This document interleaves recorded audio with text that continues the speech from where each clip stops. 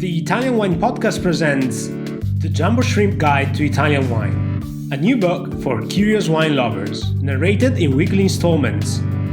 Join us on our journey through Italian wine.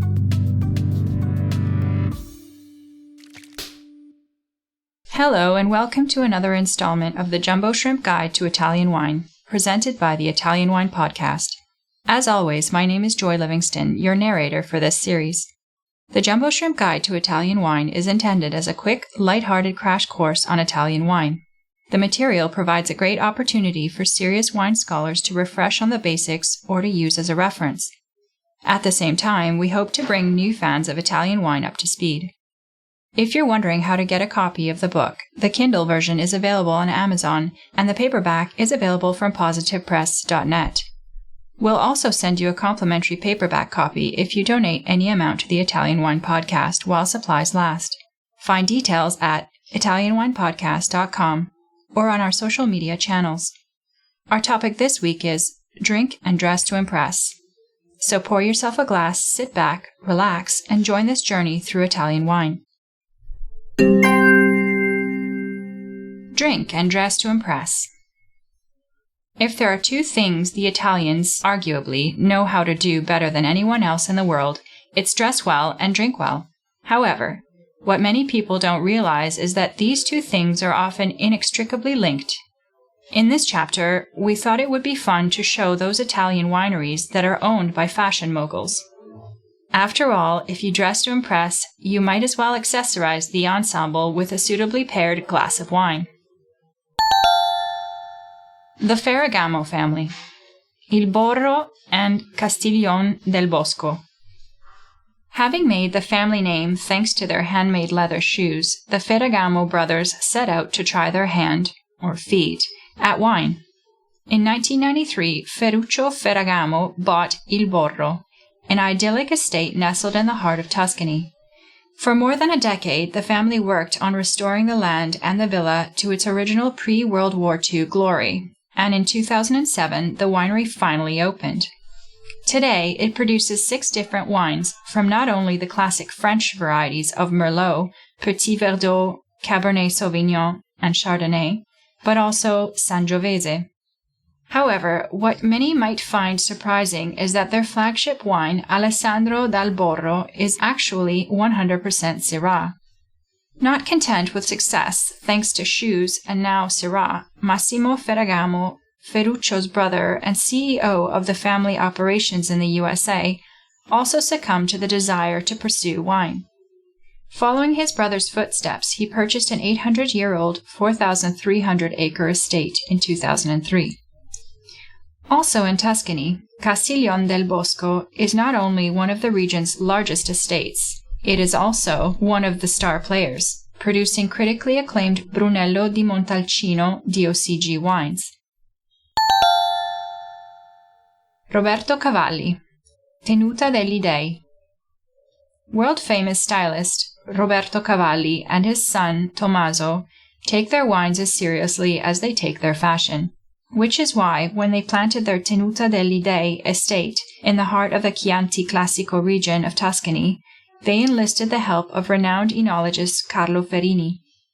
Despite being in this famous DOCG region, it is actually for the IGT blends of Merlot, Cabernet Sauvignon, Cabernet Franc, Petit Verdot, and Alicante Bouschet that the estate is best known.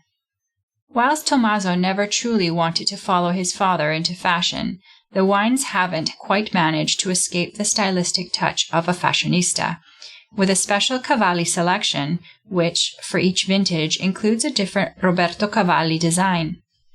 Indeed, the choice for the debut 2004 got the full Roberto touch, with a leopard skin texture. But don't worry, Tommaso and Ferini are continuing to strive to make sure these wines are recognizable by their quality, not their quirky packaging. Renzo Rosso, Diesel Farm.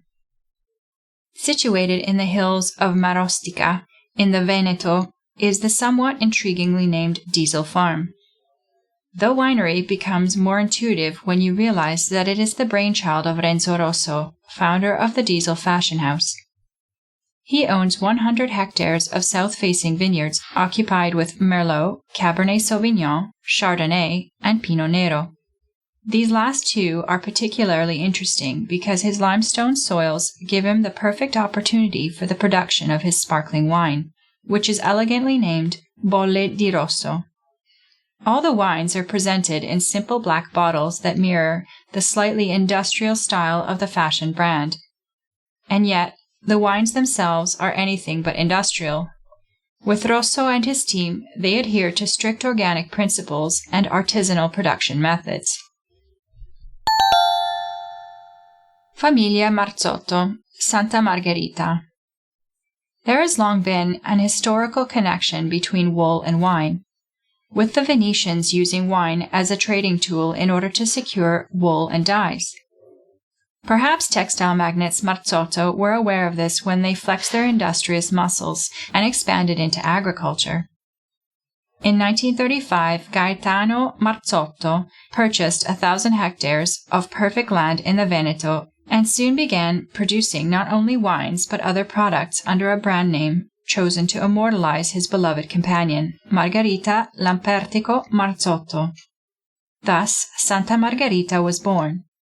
Now the estate produces everything from sparkling to red wines and is working hard to becoming a carbon-neutral operation. Moretti Polegato, Villa Sandi. For some, it is the wine that comes first, not the fashion. Mario Moretti Polegato, who in modern Italian business may be known for his stewardship of the Giokshu Empire, actually studied enology and was born into a family already connected with a deep winemaking history. In fact, it was whilst at a wine trade fair that he had the idea that would revolutionize footwear and catapult him into another world entirely. However, he has always maintained his passion for food and wine, as is demonstrated by the success of Villa Sandi, his wine estate known for primarily its exceptional sparkling wines from Cartizze. Giovanni Bulgari, Podernuovo a Palazzone. Let's not forget that an outfit isn't complete without accessories, and therefore it would be rude not to include famous jeweler Giovanni Bulgari and his estate Podernuovo a Palazzone. Again, we see Tuscany returning as a common theme, and Sangiovese as a key protagonist, with Bulgari wanting to maintain the tradition of the area. But of course, he could not resist the pull of the international grapes that have proven to perform so well in the area, and thus his other two wines put Cabernet Franc and then Cabernet Sauvignon, Merlot, and surprise addition Montepulciano to the forefront. Given the attention to detail and precious stones, themselves a product of nature, that his background in jewelry making bring him, it will be of no surprise to hear that Bulgari's main aim with these wines was to demonstrate elegance, humility, and respect for the environment. Throw in that he grew up just a stone throw away in the family home in Cordoba, and you cannot help but feel his passion for this project. And of course, it's not just brands producing wine. Dolce & Gabbana recently launched their new collection with an advert shot in the vineyard of the Caneto winery in Montepulciano. It seems that vines will never go out of style.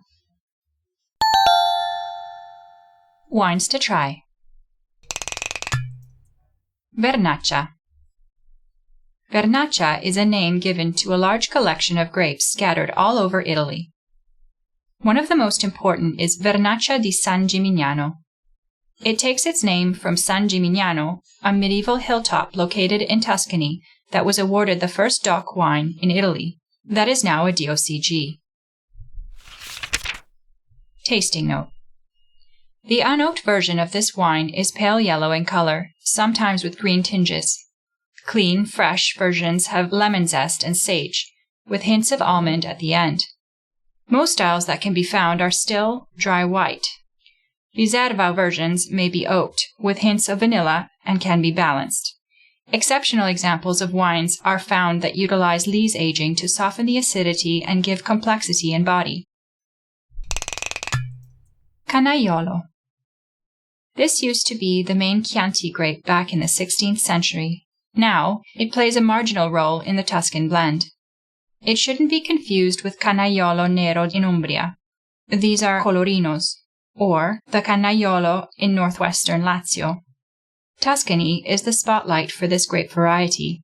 It can be found in DOCGs and DOCs in this region, namely Chianti DOCG, Chianti Classico DOCG, Vino Nobile di Montepulciano DOCG, Rosso di Montepulciano DOC, and Carmignano DOCG. Whilst it is rare to find as a single varietal, they are increasingly being bottled and are worth hunting out. Tasting note. Canaiolo wines have a lifted red berry and sour red cherry character. It is used in many Tuscan blends to soften Sangiovese's tannins and enhance its drinkability. Vermentino, Favorita, Pigato.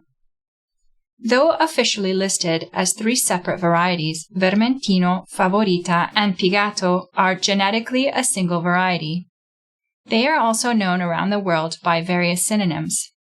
It should be noted that the wines from this grape in their home region are incredibly expressive and have adapted to the terroir perfectly, providing for very different wines and styles. Hence why producers prefer to stick to their local name to maintain regional identity. As Vermentino, this variety is grown mainly in Sardinia, Tuscany, and Liguria. It is often called Favorita in Piemonte and Pigato in western Liguria. Arguably, one of the best examples is found in the Vermentino di Gallura, DOCG. Tasting note. As perhaps can be expected from its introduction, this variety has a wide range of aromas and flavors, including acacia flowers, rosemary, thyme, citrus, peach, apricot, apple, and tropical fruit. Some are said to have a saline finish, and those labeled Pigato can be richer and creamier, but still with the hallmark salinity. Thank you for listening to this installment of the Jumbo Shrimp Guide to Italian Wine. We'll see you again next Thursday, and remember, the Kindle version of the book is available on Amazon, and the paperback is available from positivepress.net. You can also get a complimentary paperback copy by donating any amount to the Italian Wine Podcast while supplies last. Find Italian Wine Podcast on Facebook and Instagram. Our Twitter handle is @ItaWinePodcast, and check out @MamaJumboShrimp222 on TikTok. This has been the Jumbo Shrimp Guide to Italian Wine, presented by the Italian Wine Podcast, an advanced listen to the Italian wine story. Join us next week as we continue our narrative journey.